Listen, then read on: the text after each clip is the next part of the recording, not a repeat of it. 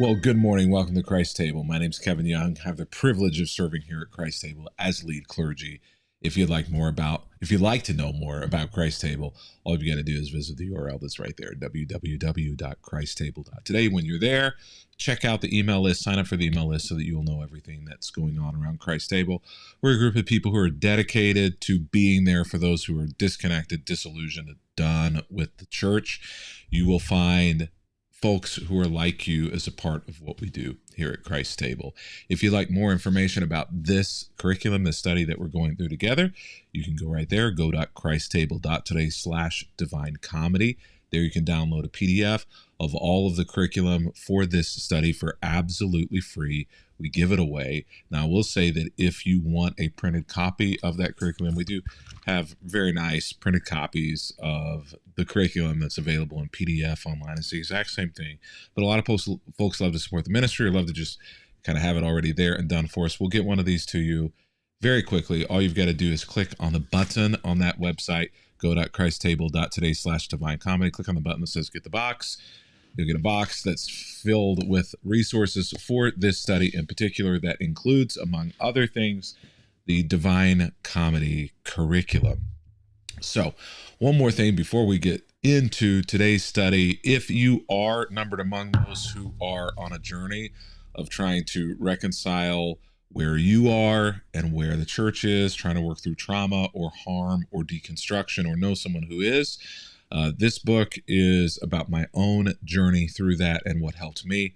drkevinyoung.com. If that would be helpful, then go there, find out more information about the book, get your copy of it as well. So today we find ourselves in day 6 of this study as we are talking about Jesus' wit and humor and sarcasm and jokes, which was woven into almost everything that he said, but so much has been lost in translation.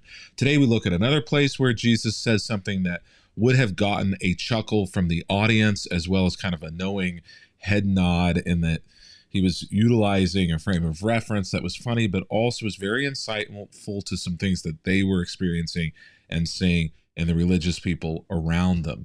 So we're going to look in Matthew chapter 11. I'm going to talk about Jesus utilizing this reference to children in the marketplace.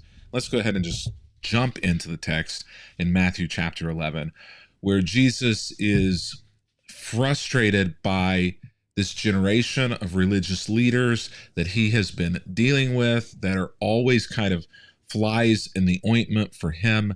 And Jesus just kind of has had enough and throws his hands up in the air and says, what can I compare this generation of people to who are causing me so many problems? And you may know religious leaders who have caused a lot of problems, who have pushed people away from the faith, who don't seem to be good representatives of God or at all representatives of God. You might imagine Jesus standing there saying, who can I compare y'all to?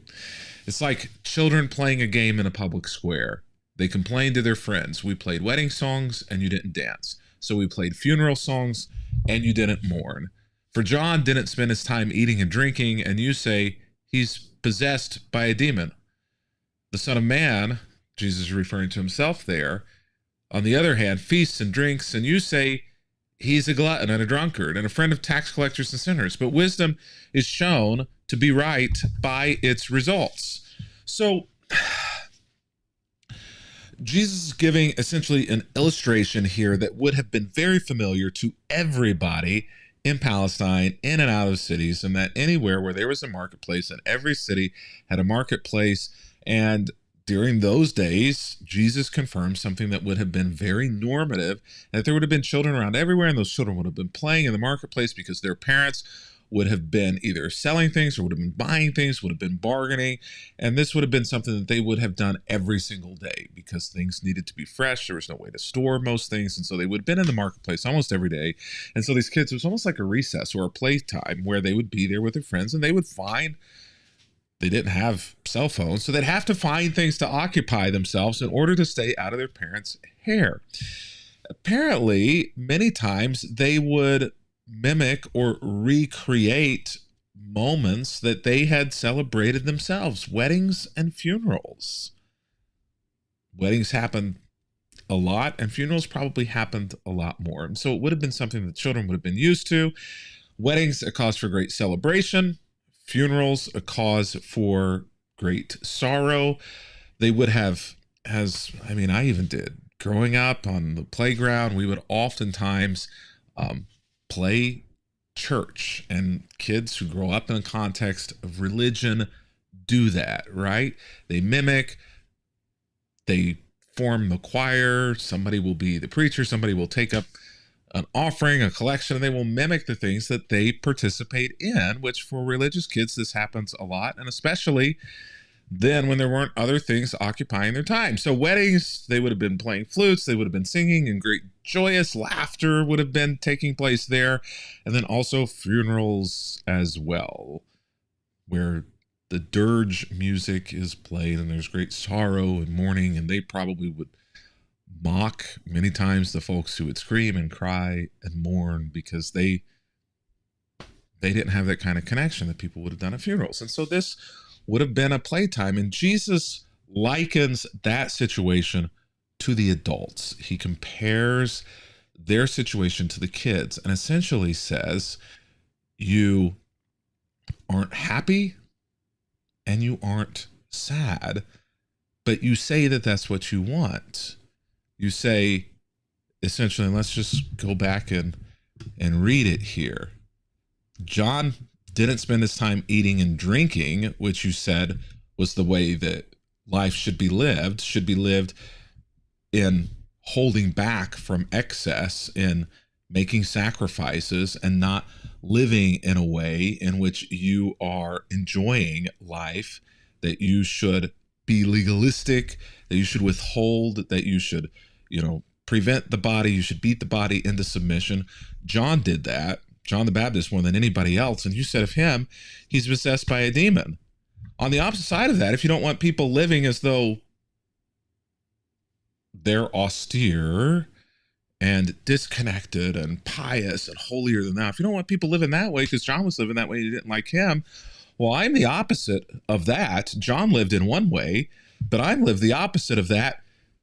Feast, drinking, partying, out here enjoying life. And you say of me and of people like me, well, he's a glutton and a drunkard and a friend of tax collectors and sinners. You're just not happy.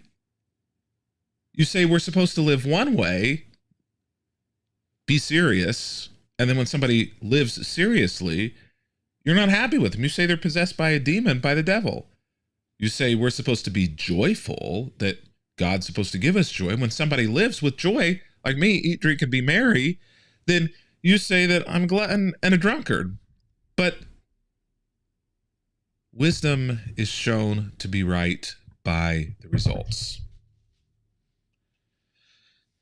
Jesus says, John had his results. I have results.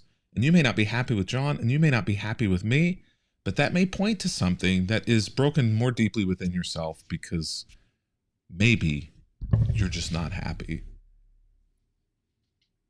Maybe no matter what, you're just not happy. Maybe the problem isn't other people. Jesus says, maybe the problem is you. And so Jesus paints this picture of children having fun in the marketplace, and then he turns the illustration around and says, maybe the problem isn't the folks who are uptight. Maybe the problem isn't the folks who are celebrating a little too much. Maybe the problem is you. And he uses children as an illustration in order to do that. And the crowd, when they heard this, would have gone, oh, did he really just say what we thought he said to those religious people? Did he really call them out for never being happy? And did he do it by using that illustration, by using children as leverage in order to do that? And they would have started chuckling to themselves, saying that was a really kind of a good way to tell them that they're never happy. Is that people who live in the ways in which they say to live, they're not happy when people actually live those ways. So they would have chuckled a little bit on the inside whenever Jesus essentially called them all pouty children. Jesus, in a very creative way, essentially says, you are being childish. You're being childish because you don't really have the problems that you say that you have, is it doesn't matter what somebody who is following God, like me, like John the Baptist, does, you're just not happy. So there's something else going on here. And you're being a pouty little brat of a child over it. I guarantee this probably would not have made Jesus' audience in that generation, who he was directing that towards, very happy. But this is something that Jesus regularly does, and we've seen him doing it, and we will continue to see him do it, where he creates this illustration that is kind of humorous and bubbly and is poking fun. And then, in the midst of their laughing, or in the midst of their thinking and being kind of thinking in one direction, Jesus cuts it in another direction and says, yeah, this is you. And they're like,